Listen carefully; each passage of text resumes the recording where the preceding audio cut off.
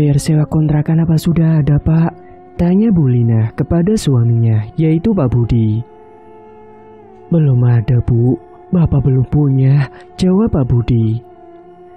Lah terus gimana nanti bayarnya, Pak? Jika kita tidak bayar, kita akan diusir dari sini, Pak. Dan tak berselang lama, mereka yang sedang membahas uang kontrakan di ruang tengah, mendadak pintu rumahnya diketuk dari depan.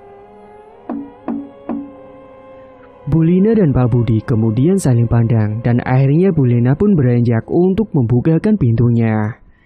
Ketika pintu sudah terbuka, ternyata di depan rumah sudah ada pemilik kontrakan yang akan menagih uang sewa kontrakannya pada Bu Lina dan Pak Budi.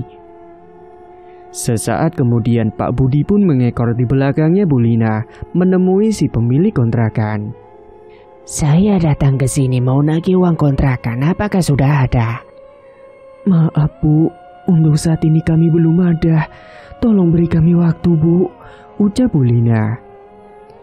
Kalian ini gimana sih? Saya sudah kasih waktu tapi mulur-mulur terus. Kalau kalian gak bisa bayar, kalian angkat kaki saja dari sini. Saya juga butuh uang. Yang mau ngontrak di sini juga banyak. Iya Bu, kami mohon beri waktu sekali lagi. Nanti kami pasti akan bayar. Ya sudah, saya kasih waktu 1 minggu. Tapi kalau 1 minggu lagi saya datang tidak ada uang, kalian harus angkat kaki dari sini. Iya Bu. Kemudian pemilik kontrakan pun beranjak pergi dari rumah kontrakannya tersebut.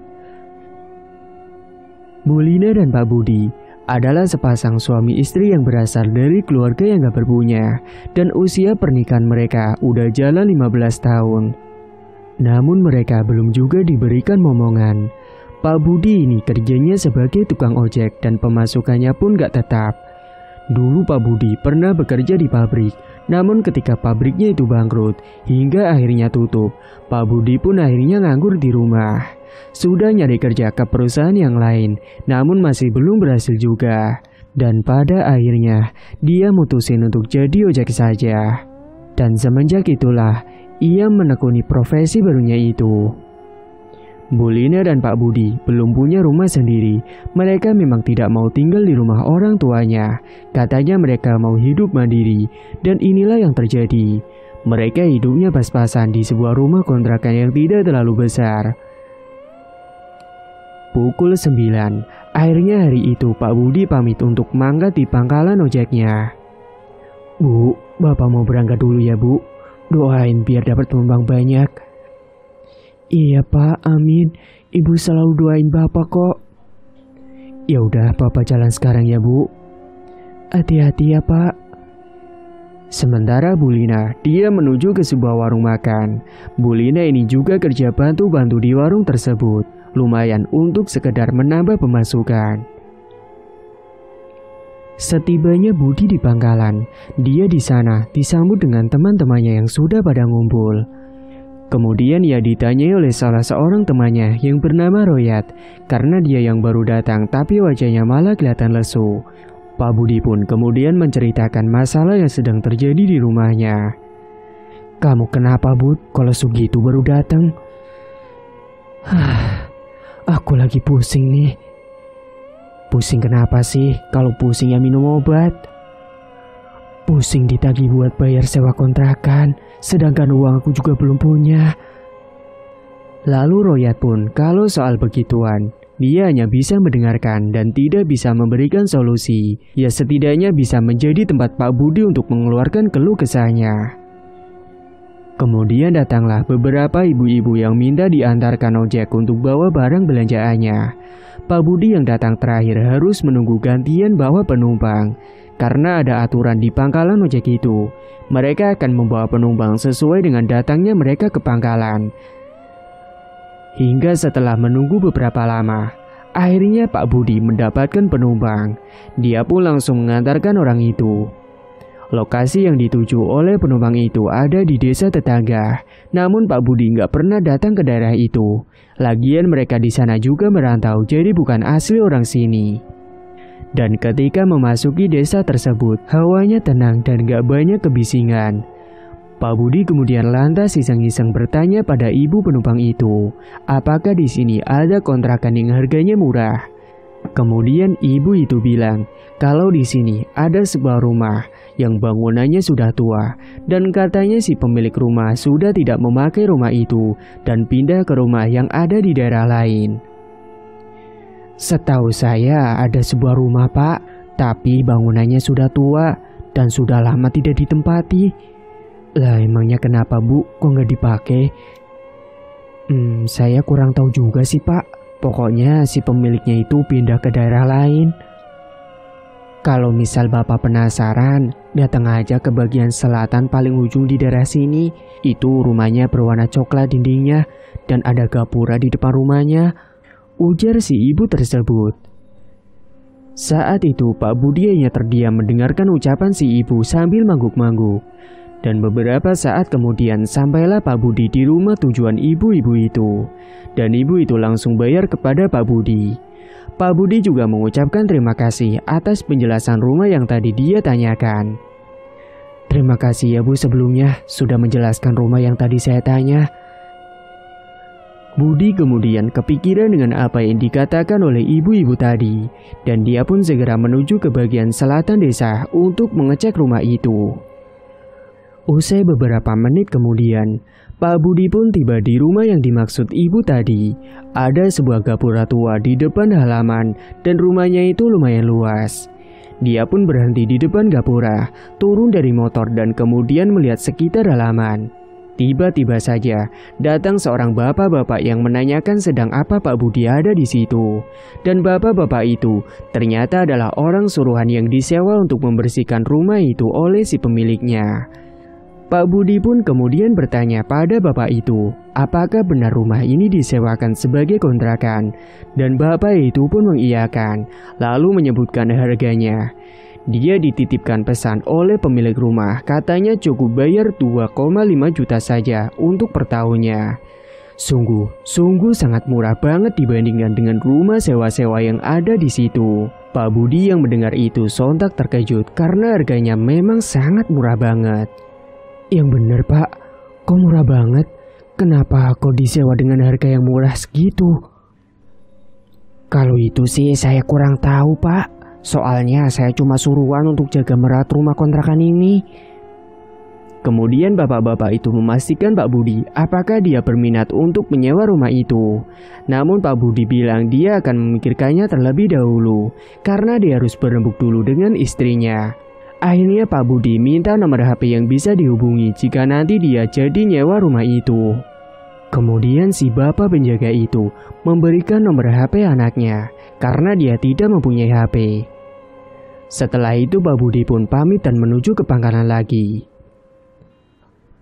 Setibanya di pangkalan, Pak Budi ditanyai oleh Royat dari mana saja karena dia lama banget nganterin penumpangnya. Put, dari mana saja kok lama banget? Iya, tadi ada urusan sebentar. Urusan apa sih emangnya? Itu, tadi di desa tempat ibu-ibu yang aku anterin, aku nanya-nanya soal kontrakan yang murah. Terus katanya ada yang murah banget harganya, dan aku juga udah lihat rumahnya. Lah emangnya kamu mau pindah kontrakan? Ya belum tahu juga sih, nanti aku kan harus rembukan dulu sama istri. Lah emang berapa per tahunnya? Katanya 2,5 juta. Wah, murah banget itu. Lah iya, makanya aku tertarik. Tapi nggak tahu deh, nanti aku bicarain dulu sama istriku. Tapi beneran loh itu lumayan, bisa meringankan biaya, ujar Royat. Iya sih, tapi untuk yang sekarang aja aku juga bingung cara dapet uangnya gimana. Saat itu Pak Budi pun duduk melamun di pangkalan sembari menikmati secangkir kopi yang dia pesan di warung samping pangkalan ojek. Sesekali Pak Budi ngobrol dengan Royat berbagai hal dan sembari menunggu penumpang yang datang. Singkat cerita, hari pun sudah sore dan akhirnya Pak Budi memutuskan untuk pulang ke rumah. Dan setibanya di rumah, Bu Lina ternyata sudah selesai masak. Namun hanya sekedar sayur bayam dan juga tempe goreng saja. Pak Budi nggak bakalan protes soal makanan, karena dia sadar dia juga nggak dapat uang banyak. Lalu Pak Budi memberikan uang yang dia dapat dari itu dan hanya mendapatkan sekitar 70.000 rupiah. Lumayan daripada hari sebelumnya yang cuma 50.000 saja. Kemudian malam harinya mereka pun makan bersama dengan lauk yang seadanya. Dan setelahnya Pak Budi dan Bu Lina beranjak ke kamar. Lalu Pak Budi bilang kalau dia habis cek rumah yang katanya mau dikontrakin dengan harga yang murah untuk per tahunnya. Karena kontrakan yang ditempatinya sekarang itu, biaya sewanya ditagih setiap bulannya, bukan per tahun. Lah emangnya berapa Pak harga sewanya? 25 juta Bu, lumayan banget kan? Itu pun hitungan tahun. Iya itu Pak, tapi kan kita nggak punya uang sebanyak itu. Tiba-tiba saja Pak Budi terpikir, bagaimana jika dia menjual motornya dan nanti buat sewa kontrakan dan buka warung kecil-kecilan di sana. Gimana kalau motor Bapak dijual saja, Bu? Lah terus nanti Bapak ngojeknya gimana? Nanti kalau motornya laku, uangnya buat bayar kontrakan ini, terus buat bayar kontrakan yang baru di sana juga. Dan sisanya nanti bisa buat modal kita buka usaha warung kecil-kecilan saja Bu. Soal kendaraan gampang lah, Bapak bisa beli sepeda bekas yang murah. Setelah dipikir-pikir, Bu Lina yang juga bisa masak, akhirnya dia pun setuju dengan ide Pak Budi. Di mana nantinya uang dari jual motornya akan dipakai untuk bayar sewa yang nunggak dan juga bayar kontrakan yang baru. Mungkin soal kendaraan Pak Budi akan membeli sepeda bekas saja. Dan setelah sepakat, kemungkinan Pak Budi besok akan menawarkan motornya ke teman-temannya yang ada di pangkalan. Singkat cerita, Pak Budi berhasil menjual motornya itu seharga 9 juta. Dan segera mereka melunasi uang sewa yang nunggak sekalian bilang mau pindah. Tidak lupa Pak Budi juga menghubungi bapak-bapak yang dulu ditemuinya waktu itu, kalau dia itu akan jadi sewa kontrakan tersebut. Pak Budi juga sudah beli sepeda bekas untuk belanja kesehariannya, dan kebetulan tempatnya itu dekat dengan rumah yang jual sayuran dan keperluan masak lainnya. Singkatnya setelah pindah ke rumah barunya itu, Bu Lina dan Pak Budi segera membereskan dan merapikan isi dalam rumah. Ternyata ruangannya juga banyak dan di belakang rumah itu ada sebuah sumur tua. Dengan sisa uangnya, Bu Lina menuju ke tempat belanja untuk membeli beberapa kebutuhan. Tidak lupa juga dia berkenalan dengan ibu-ibu yang ada di sana dan juga memberitahu kalau dirinya itu akan membuka warung makan kecil-kecilan dan menawarkan barangkali ada yang mau mampir di sana. Para ibu-ibu yang ada di sana pun menyambutnya dengan ramah. Setelahnya Bu Lina pun segera kembali ke rumah usai belanjaannya telah selesai. Sedangkan Pak Budi, dia sedang sibuk dengan tukang yang disewa untuk bantu bangun sebuah warung kecil di depan rumahnya. Dan esok harinya, warungnya pun telah jadi. Tidak bagus tapi cukup untuk jualan. Hari itu juga Bu Lina langsung masak beberapa lauk dan juga nasi. Setelah matang, Pak Budi bantu nata di warung. Kini dia benar-benar telah berhenti ngojek dan memilih untuk jaga di warung saja sama Bu Lina. Mbak, itu tolong ditata nasinya ya. Ibu mau motong tempe dulu. Iya Bu, siap. Saat itu Bu Lina langsung motong-motong tempe terlebih dahulu untuk nantinya dijadikan gorengan. Dan tepat siang harinya, warung mereka pun mulai buka dan ada beberapa warga yang mampir, sekedar penasaran dan sekalian kenalan sama penghuni baru rumah itu. Ternyata para warga merasa puas atas rasa masakan yang dibuat oleh Bu Lina. Bahkan ada juga ibu-ibu yang beli lauk buat makan di rumah. Bu, saya pesan nasinya 1 porsi ya sama telur dan juga ayam, ucap seorang bapak-bapak. Iya Pak, bentar, ditunggu ya.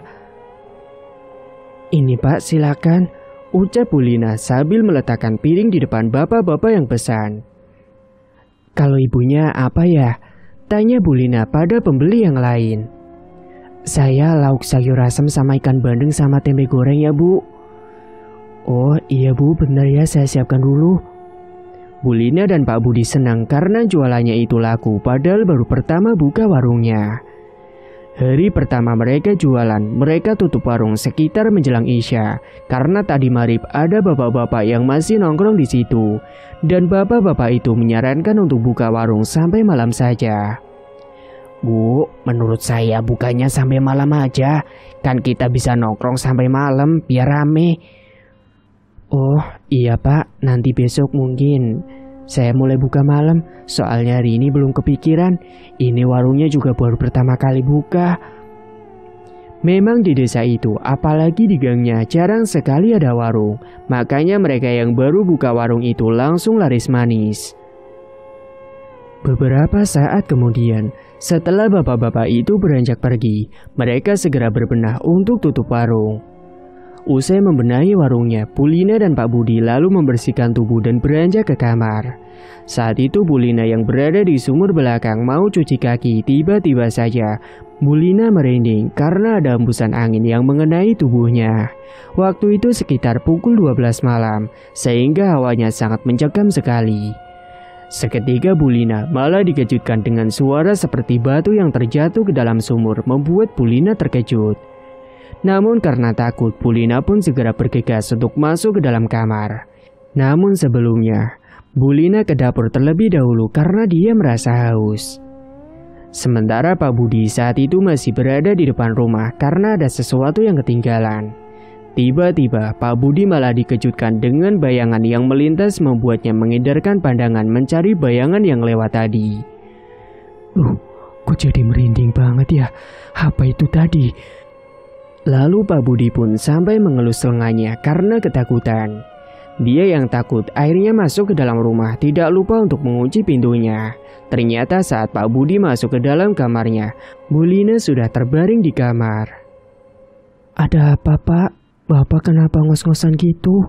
Tanya Bulina. Enggak apa-apa kok Bu. Ya udah Ibu mau tidur dulu ya Pak. Suasana yang dirasa masih sangat asing karena mereka baru beberapa hari di rumah tersebut.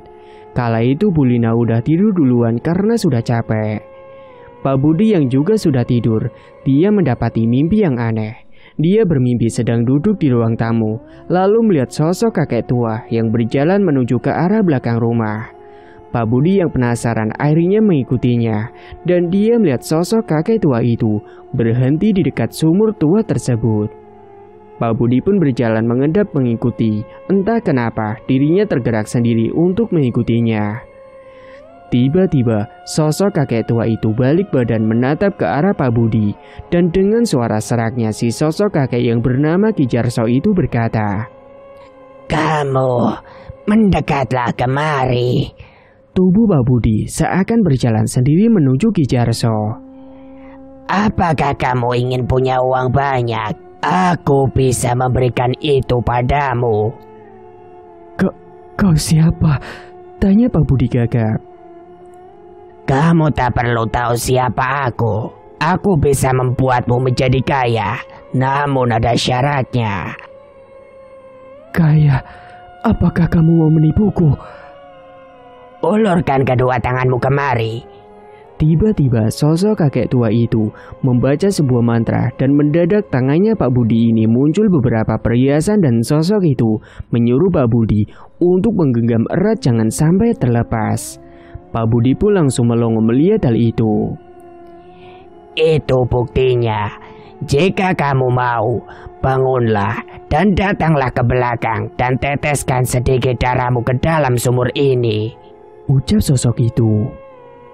Bersamaan dengan itu, Pak Budi langsung terlonjak bangun dari tidurnya, dan dia mendapati tangannya yang menggenggam sesuatu. Dia kaget saat mendapati perhiasan yang sama yang ada di dalam mimpinya tersebut. Pak Budi bangun dengan napas yang tidak beraturan, karena mimpinya itu terasa aneh baginya. Dia pun langsung bercucuran keringat, bahkan jantungnya berdegup dengan kencang sekali. Lalu Pak Budi melihat tangannya yang masih menggenggam sesuatu.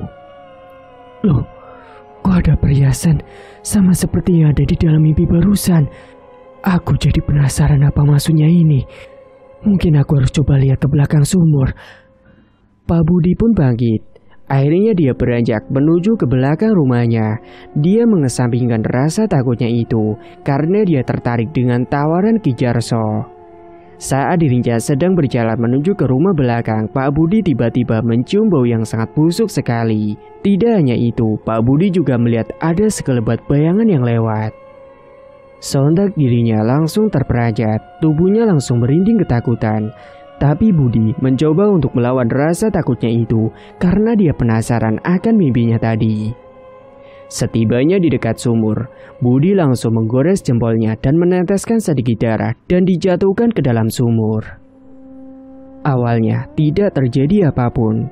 Pak Budi sampai menunggu 10 menitan dan tiba-tiba hembusan angin kencang datang ke situ, membuat Pak Budi mendadak merinding, bahkan terdengar suara burung hantu malam itu. Tiba-tiba dari dalam sumur itu muncul sebuah asap tebal dan mendadak menjelma menjadi sosok kakek yang ada di dalam mimpinya tadi. Persis seperti apa yang dilihatnya tadi dalam mimpinya.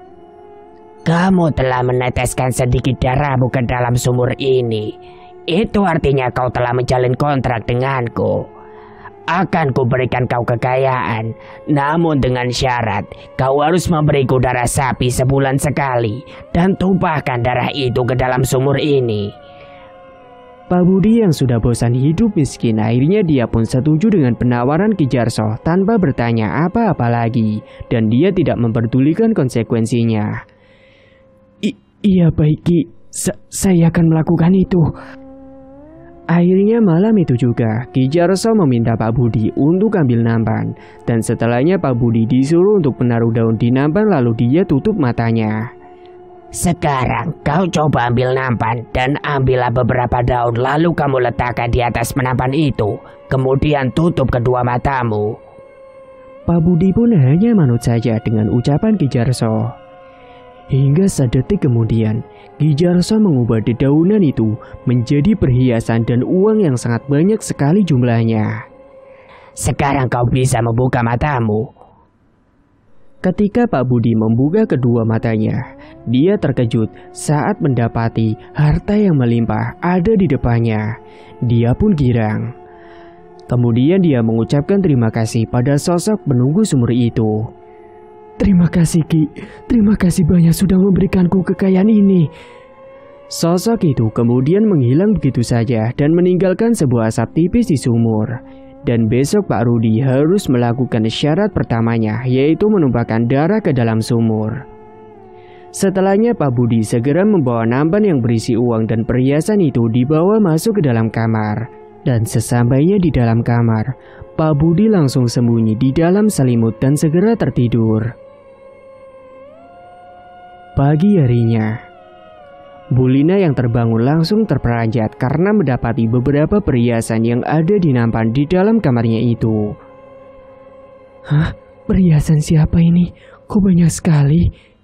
Pak, Bapak, bangun Pak. Pak Budi pun dibangunin, lalu dia menjelaskan kejadian semalam yang terjadi. Pak, ini perhiasan siapa? Kok ada di kamar kita? Banyak sekali lagi jumlahnya. Atau jangan-jangan Bapak semalam merampok ya? Ush, enak aja. Semalam itu Bapak mimpi didatangi sosok kakek tua. Terus dia mengajak Bapak pergi ke sumur belakang. Setelahnya, Bapak manut saja dan meneteskan darah ke dalam sumur. Lalu muncullah sosok kakek yang ada di dalam mimpi. Kemudian dia akan memberikan kekayaan untuk kita. Tapi dengan syarat, setiap sebulan sekali kita harus memberikan darah sapi itu ke dalam sumur. Bu Lina pun melongo mendengar hal itu, namun dia yang memang ingin cepat kaya juga tidak mempermasalahkan apa yang dilakukan oleh Pak Budi. Dan mereka nanti bisa beralasan kalau dapat warisan dari kampung kalau ada warga yang tanya. Pagi itu, Pak Budi dan Bu Lina menuju ke pasar naik ojek, dan setibanya di pasar, Bu Lina belanja sedangkan Pak Budi menuju ke pasar hewan dan mencari daging sapi di sana untuk dicari darahnya. Kemudian Pak Budi minta sama penjual sapi itu, apakah ada darah sapi di situ. Maaf Pak, saya mau tanya, apakah di sini ada darah sapi? Kalau boleh saya minta Pak. Oh kebetulan Mas, ada ini dan saya kebetulan mau potong sapi. Untungnya kala itu si penjual mau potong sapi, akhirnya dia pun meminta darahnya. Pak Budi kemudian juga bilang kalau dia mau order darah sapi pada si penjual setiap bulannya. Akhirnya mereka sepakat untuk nanti setiap bulannya penjual sapi akan menyisihkan darah sapi untuk Pak Budi. Karena memang si penjual tersebut akan memotong sapi. Apalagi memang dia mempunyai pelanggan yang setiap bulannya memang memesan daging sapi padanya. Setelahnya Pak Budi dan penjual itu pun menentukan harga hingga mereka pun akhirnya sepakat. Penjual itu untung gak kepo nanti darah itu mau diapakan. Setelahnya Pak Budi dan Bu Lina pun kembali pulang ke rumah. Namun setelahnya Pak Budi ini pergi lagi karena katanya dia mau pergi ke dealer untuk membeli motor cash. Karena ia punya uang mendadak akibat perjanjian yang telah dilakukannya. Malam harinya, Pak Budi ini akan melakukan ritual dengan menumpahkan darah sapi yang sudah disiapkan. Pak Budi melakukan aksinya itu saat tengah malam. Dia berjalan menuju ke belakang sumur tua yang ada di belakang rumah kontrakannya. Akan tetapi, saat dia sedang berjalan perlahan, tiba-tiba saja Pak Budi terkaget ketika mendengar ada suara langkah kaki yang mengikutinya dari belakang. Dia kira itu adalah istrinya, tetapi ketika dirinya mencoba menoleh ke belakang, dia tidak menemukan siapapun di sana.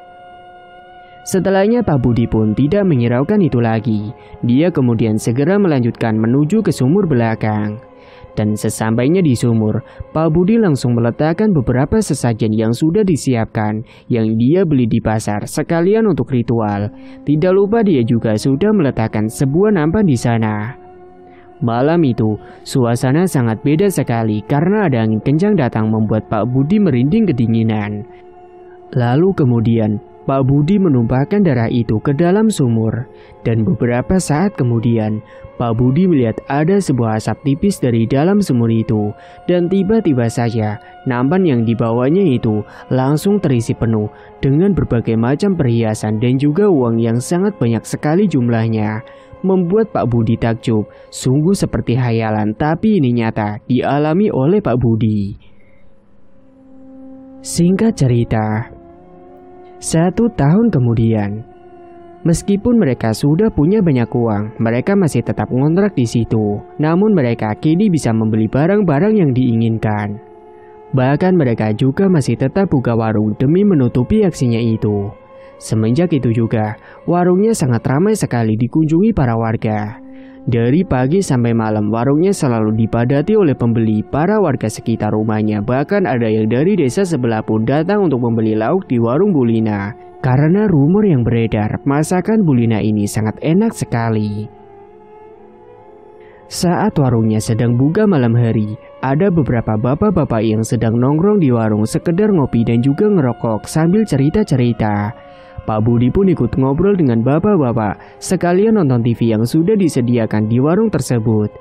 Tiba-tiba saja ada hembusan angin kencang membuat suasana malam itu semakin mencekam. Apalagi langit terlihat sangat mendung. Kok hawanya jadi gak enak gini ya? Akhirnya saat itu bapak-bapak pun segera pamit pulang karena juga sudah jam 12 malam, takut nanti akan turun hujan. Mereka yang sedang berjalan dari warung yang ada di halaman rumahnya Bu Lina, tiba-tiba salah satu bapak-bapak itu melihat ada sosok wanita yang sedang duduk di depan teras rumahnya Bu Lina dan juga Pak Budi. Sosok itu mengenakan pakaian putih lusuh dan wajahnya sangat menyeramkan sekali.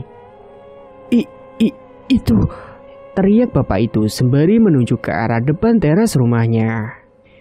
Namun bapak-bapak yang lain itu tidak melihat apapun di sana. Bapak itu yang ketakutan melihat sosok kuntilanak akhirnya ambruk pingsan di depan halaman rumahnya. Sontak bapak-bapak itu langsung dibawa masuk ke dalam rumahnya Pak Budi terlebih dahulu. Kemudian dia dioleskan dengan minyak kayu putih oleh Pak Budi. Sampai akhirnya beberapa saat kemudian dia pun sadar juga dari pingsannya. Bu, tolong buatkan teh hangat ya. Iya Pak, bentar. Segera Bu Lina langsung membuatkan teh hangat dan segera mengantarkan ke depan. Ini Pak, silakan diminum. Tadi kenapa Bapak bisa pingsan? Kemudian si bapak-bapak itu menjelaskan kalau tadi dia melihat sosok penampakan ada di depan rumahnya Pak Budi dan Bu Lina. Dan katanya sosok itu menatap tajam ke arahnya. Akhirnya malam itu bapak-bapak yang pingsan itu langsung diantarkan oleh bapak-bapak yang lain menuju ke rumahnya. Singkat cerita, keesokan paginya, bapak itu tiba-tiba saja panas tubuhnya dan dia juga demam. Dan semenjak saat itu, bapak tersebut yang pingsan di depan rumah Bu Lina dan Pak Budi tidak berani lagi datang ke warung. Namun yang lain masih tetap datang ke sana. Sudah berkali-kali Pak Budi melakukan ritual itu. Pak Budi juga sudah bertemu dengan sosok penunggu sumur itu. Pak Budi tidak tahu kalau ternyata sosok penunggu itu selama ini telah merencanakan sesuatu yang jahat untuk Pak Budi. Hingga suatu malam Pak Budi yang menuju ke sumur, Ki Jarso tiba-tiba muncul di hadapannya Pak Budi membuat Pak Budi sontak terkaget. Ki Jarso meminta syarat baru untuk perjanjiannya. Ki Jarso meminta Bu Lina untuk dijadikan tumbal dan jika dia menolak maka harta yang dimilikinya akan ludes seketika. Ada apa lagi, Ki? Tanya Pak Budi. Saya mau minta syarat kedua. Syarat kedua? Jadi masih ada syarat yang harus aku lakukan lagi, Ki? Lalu Ki Jarso menganggukkan kepalanya perlahan dengan raut wajah datar. Apa syaratnya, Ki? Kamu harus menubalkan istrimu sendiri. Dan jika kamu menolak, maka semua harta yang kamu miliki akan habis seketika. Pak Budi terdiam. Dia berpikir keras karena tidak mungkin dia menumbalkan istri tercintanya sendiri. Hingga pada akhirnya Budi pun menolak dan dia melakukan negosiasi dengan Ki Jarso. Dia akan mencarikan tumbal orang lain sebagai gantinya. Baiklah kalau begitu. Aku akan memberimu kesempatan. Kamu harus menumbalkan 2 bocah kecil dan dicemplungkan ke dalam sumur itu, tepatnya sampai 7 hari ke depan. Dan ingat, jika kamu gagal, kamu akan terima sendiri akibatnya. Setelah mendengar itu, Pak Budi langsung lemes dan khawatir karena selama ini dia belum pernah membunuh orang sekalipun. Apalagi ini untuk anak kecil. Akhirnya setelah itu sosok Ki Jarso itu pun kembali menghilang dari hadapan Pak Budi. Malam itu Pak Budi akhirnya tidak bisa tertidur karena dia masih memikirkan bagaimana nanti caranya untuk mencari bocah kecil untuk ditumbalkan. Dia pun duduk di depan teras rumah tengah malam waktu itu. Bahkan dia pun sendirian karena merasa pusing. Sembari ditemani secangkir kopi yang sudah dibuatnya tadi setelah dari sumur belakang. Pak Budi masih duduk melamun. Dia masih kepikiran dengan syarat yang diajukan oleh Ki Jarso. Tiba-tiba saja Pak Budi malah dikejutkan dengan sebuah bayangan yang melintas begitu saja di hadapannya, membuatnya langsung terperanjat. Bayangan itu lalu berhenti di depan pohon yang ada di depan rumah. Pak Budi pun melihat bayangan itu dengan seksama.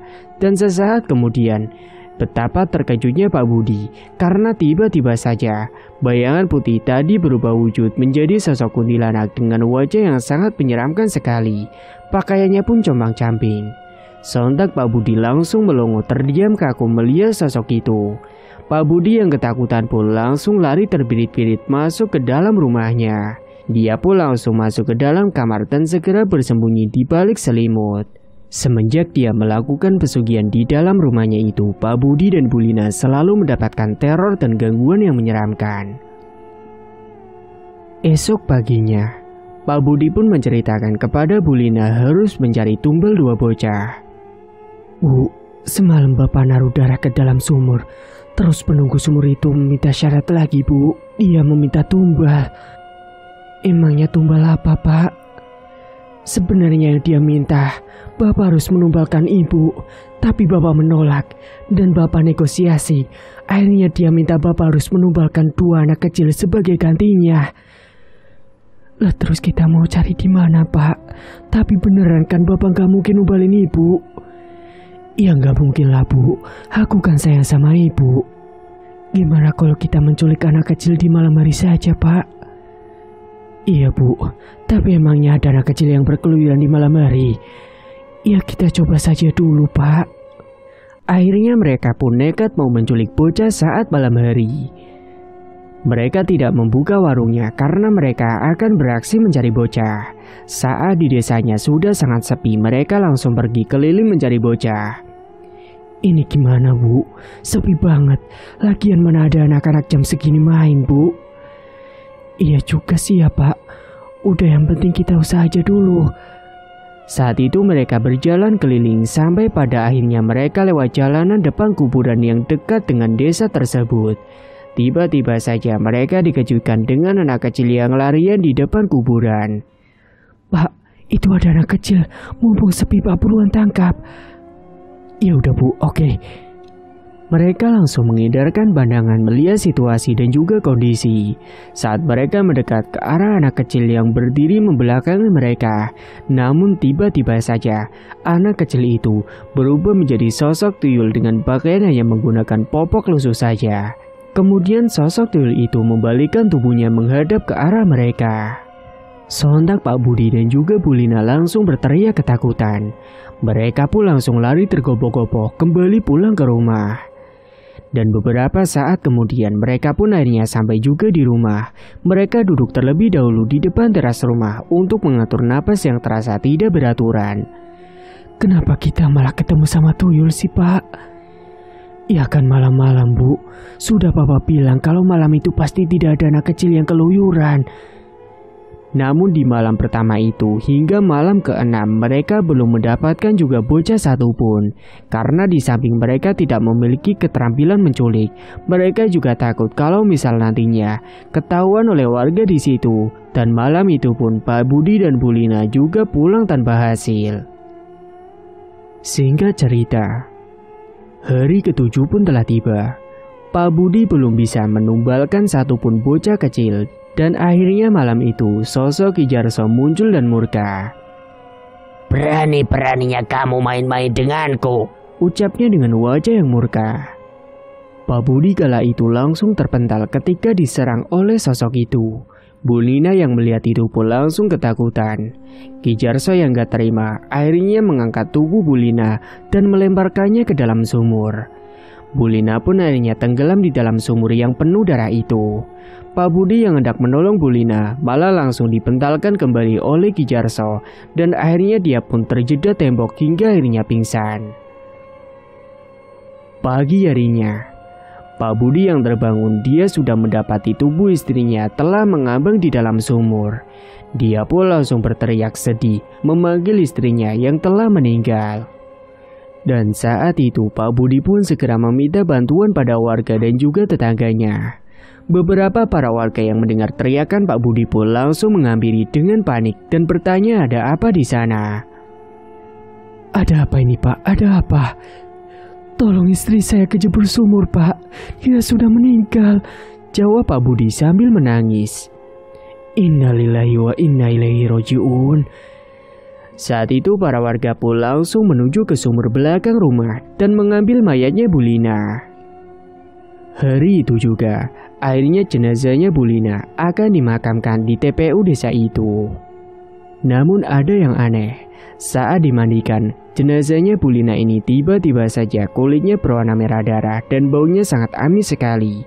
Para warga pun langsung menggunjing kematian Bu Lina yang sangat aneh itu. Suasana di dalam rumah itu berbeda sekali awalnya. Saat itu para warga merasakan panas sekali dan juga merinding, namun mereka tidak tahu sebabnya apa. Akhirnya setelah dimandikan, jenazahnya Bu Lina pun segera dimakamkan. Dan usai pemakaman telah selesai, Pak Budi menyesal gara-gara perbuatannya itu. Istrinya telah menjadi tumbal. Dia tidak ingin lagi meneruskan perjanjiannya dengan Ki Jarso. Dan semenjak itu Pak Budi memutuskan untuk pindah dari sana. Hanya membawa beberapa uang untuk bekalnya di kampung halaman. Bahkan semua hartanya ditinggal di rumah tersebut. Namun anehnya, saat dicek oleh bapak penjaga rumah itu, semua uang dan emas yang ditinggalkan telah berubah menjadi daun dan juga ranting pohon. Warga juga kaget saat mendapati air sumur itu berbau basah sekali. Ternyata di dalamnya penuh dengan darah. Akhirnya rumah itu pun sepi lagi dan juga terbengkalai. Tak ada yang berani untuk ngontrak di situ lagi. Namun kabarnya Pak Budi ini mengalami kesialan. Di dalam perjalanan pulang naik motornya itu, dia malah mengalami kecelakaan dan tewas di tempat sebelum sampai ke kampung halaman. Saat itu Pak Budi yang sedang mengendarai motornya untuk pulang kampung, tiba-tiba dia melihat ada sebuah bayangan yang melintas di depannya dan membuatnya seketika tidak fokus. Bayangan itu kemudian berubah menjadi sosok pocong yang sangat menyeramkan. Sontak Pak Budi yang melihat sosok itu langsung oleng dan membanting setirnya. Dia tidak melihat kalau di samping ada sebuah pohon besar dan dia pun menabrak pohon itu. Pak Budi akhirnya mengalami kecelakaan, motornya ringsek parah dan Pak Budi tidak dapat diselamatkan. Dia pun tewas di tempat. Pesan kali ini, sesulit apapun masalah dan juga ekonomi yang kita hadapi selama ini, jangan sampai kita terjerumus melakukan perbuatan yang menyimpang, bahkan sampai melakukan pesugihan. Tamat. Cerita pun selesai. Terima kasih bagi Mas E dan Mbak E yang sudah setia menyimak cerita ini sampai akhir. Dan bagi yang belum menekan tombol subscribe, silakan klik tombol subscribe sekarang juga. Dan semoga kalian semua dimanapun berada selalu sehat-sehat semua dan dimudahkan segala urusannya. Dan sampai jumpa lagi di cerita terbaru yang akan Mang Ripan bawakan nantinya.